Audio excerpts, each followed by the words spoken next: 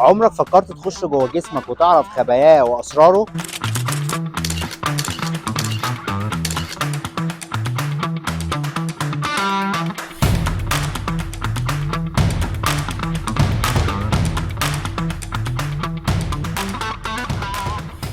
اهلا بيكم في عاصمه العجل للعالم امستردام. انا النهارده في امستردام عشان اوريكم واحد من اغرب المتاحف اللي موجوده هنا في هولندا. ورغم ان امستردام فيها متاحف كتير جدا، بس المتحف ده لفت نظري لانه بياخدك لجوله داخل جسمك. فاهلا بيكم في فيديو جديد، وتعالوا نطلع على متحف بادي وورلد ونشوف المتحف ده فعلا يستحق الزياره ولا لا، ونشوف سعر التذكره والكلام ده كله. فيلا بينا.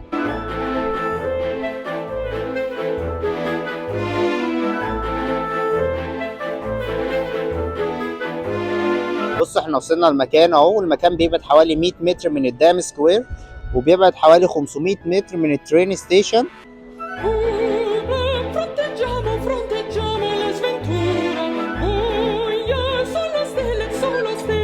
اول ما بتخش بتجيب تيكت، التيكت عامله 22 يورو. وبعد كده اول ما بتخش المكان في اسانسير زي ده، والمكان مكون من 6 ادوار، بتبدا من فوق وتنزل لحد تحت. فاحنا هناخد الاسانسير ونطلع نبدا اول حاجه نكتشفها سوا.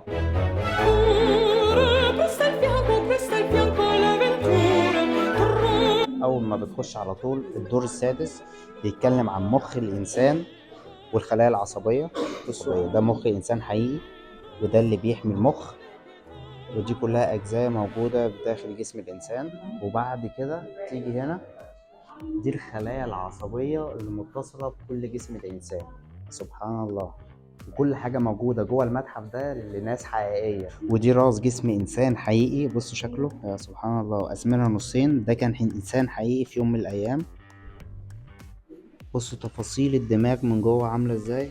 بصوا ده الدم اللي موجود داخل مخ الانسان. تخيلوا لما انسان بيجيله نزيف في المخ، جزء بسيط جدا من الخلايا دي بينقطع، بيعمل نزيف في المخ. بصوا الرسمة دي بتوضح ان 50% من السعادة من الجين بتاع الانسان، و40% من السعادة من تفكيره في الحياة، و10% لو انت غني او فقير والكلام ده. وده عقل واحد عنده الزهايمر، بيكون فيه ضمور شوية في المخ.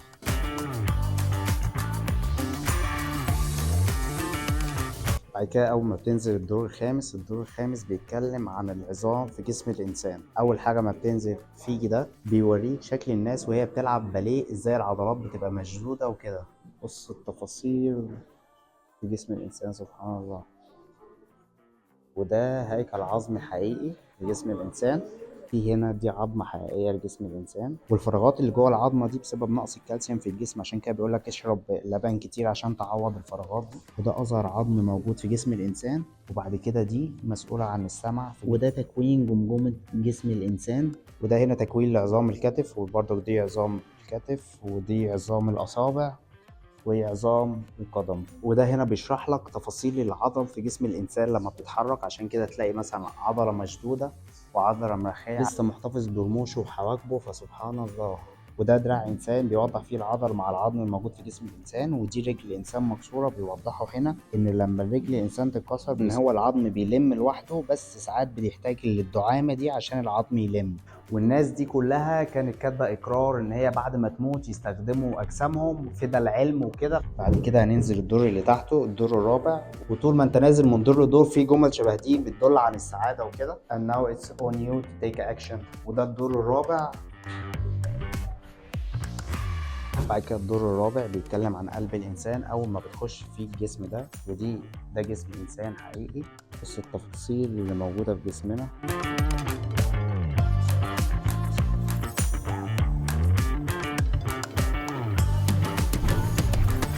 بعد كده الدور الرابع بيتكلم عن القلب في جسم الإنسان. ده شكل قلب عادي، وده شكل القلب وهو مفتوح من جوه. وده قلب الإنسان مريض كبير شوية عن القلب العادي. ودي الأوعية اللي موجودة بداخل القلب. ودي الأوعية اللي موجودة في إنسان بيشرب سجاير كتير. ودي حاجة ملهاش علاقة بجسم الإنسان، بس دي الأوعية الدموية اللي موجودة جوه البطن. ودي الأوعية الدموية اللي موجودة داخل رجل الإنسان. بص عددها قد إيه. ودي الأوعية الدموية اللي موجودة بداخل إيد الإنسان. وهنا بيقولوا إن الأوعية الدموية اللي موجودة داخل جسم الإنسان لو ارتبطت كلها ببعض ممكن طولها يوصل لأزيد من 96 ألف كيلو. يعني أنت ممكن تلف حوالين كوكب الأرض مرتين. والدور الرابع بيتكلم عن القلب والاوعيه الدمويه وكده، فحاطط لك اجهزه انك ممكن تقيس ضغط الدم في جسمك. طلع ضغط الدم 125 على 67، المفروض ان هو في جسم الانسان عادي بيبقى 120 على 80، فانا كده المفروض عالي شويه واللي تحت واطي شويه، بس مش مشكله، الحمد لله لسه عايش. ودي الاوعيه اللي موجوده داخل القلب، ودي الشرايين اللي موجوده داخل الرجل، وده الطحال لشخص عادي، وده هو نفسه الطحال بس الشخص جاله سرطان. بص الفرق. كده نزلنا الدور الثالث، والدور الثالث بيتكلم عن الجهاز التنفسي للإنسان والجهاز الهضمي. أول ما بتخش بتقابل دي في وشك على طول، ودي العضلات المسؤولة عن الضحك في جسم الإنسان. وبيقول لك هنا الإنسان البالغ بيضحك 17 مرة في اليوم، إنما الطفل بيضحك 400 مرة خلال اليوم. بما إننا بنتكلم عن الجهاز التنفسي، فدي رئة إنسان عادي ودي رئة إنسان مدخن. بص الرئة في اختلاف كامل ما بين الرئتين، ودي شكل الرئة مصابة بالسرطان. وعندك هنا دي شكل المعدة، ودي المعدة من جوه، ودي الأمعاء الدقيقة، ودي الشرايين اللي موجودة داخل الأمعاء الدقيقة. هنا دي كده كل العملية، أول حاجة فم الإنسان، وبعد كده الأكل بينزل للمعدة، وبعد كده بيخش على الأمعاء الدقيقة، وبعد كده بيتحول للجهاز البولي. وده شكل الكبد لإنسان عادي، ودي الشرايين اللي موجودة داخل الكبد، وده الكبد منتفخ بسبب كتر الكحول والتدخين وكده، وده كبد منكمش بسبب التدخين والكحول. وبصوا شكل الكبد بيتغير ازاي لما يصاب بالسرطان. وده كان الدور الثالث. تعالوا نشوف الدور الثاني بيتكلم عن ايه.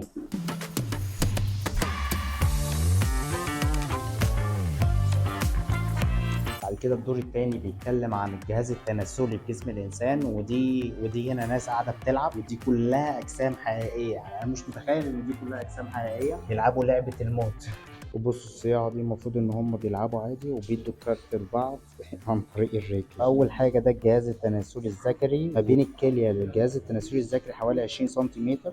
ده الجهاز التناسلي للانثى، ودي كليه جسم الانسان، ودي الكليه من الداخل، ودي الشرايين اللي موجوده في الكليه، دي كليه اصيبت بالكانسر. وده جسم انسان حقيقي من الخلف، بيوريك شكل الجهاز التناسلي في جسم الانسان. ده شكل الرحم لما يجيله سرطان، وده انسان حاطينه بالعكس زي ما انتم شايفين كده عشان يوضح لكم اكتر شكل الجهاز التناسلي للانسان. طبعا زي ما انتم شايفين المنظر عامل ازاي، وطبعا زي ما انتم عارفين لا حياء في العلم.